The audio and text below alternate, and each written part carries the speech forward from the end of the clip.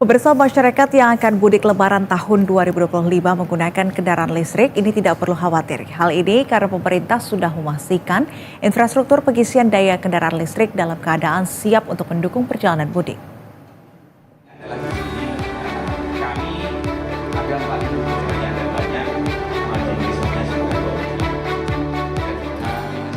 Dalam rangka menyambut Hari Raya Idul Fitri 1446 Hijriah, Menteri Energi dan Sumber Daya Mineral Bahlil Lahadalia melakukan inspeksi ke stasiun pengisian kendaraan listrik umum atau SPKLU yang ada di Pelabuhan Merak, Banten.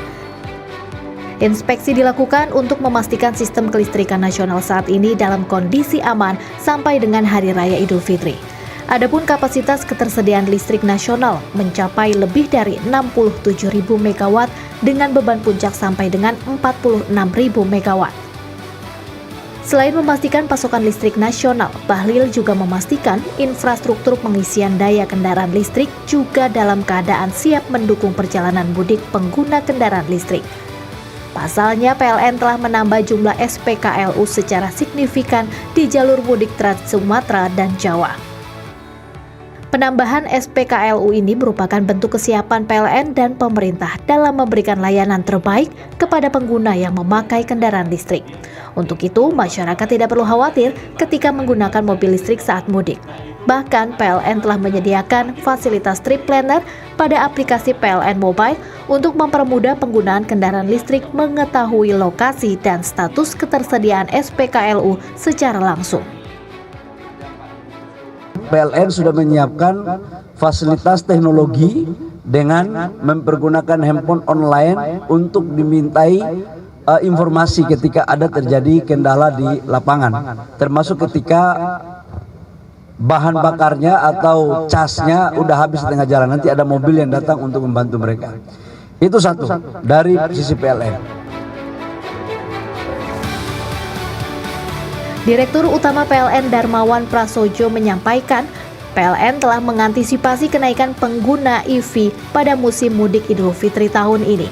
Oleh sebab itu, SPKLU yang berada di area dengan kepadatan tinggi terus ditambah dan terus dipantau oleh tim PLN sehingga antrian pengisian daya dapat diminimalisir dengan penambahan infrastruktur tersebut. PLN menyiagakan SPKLU menjadi 1.000 unit di 615 lokasi di jalur mudik Trans Sumatera dan Jawa.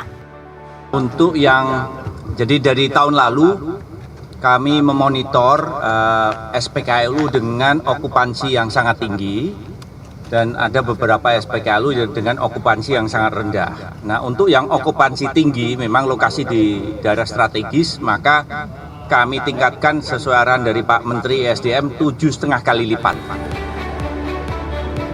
Salah satu pengguna SPKLU asal Serang, Daniel Oktarizal mengaku kendaraan listrik lebih efisien dibandingkan dengan kendaraan konvensional.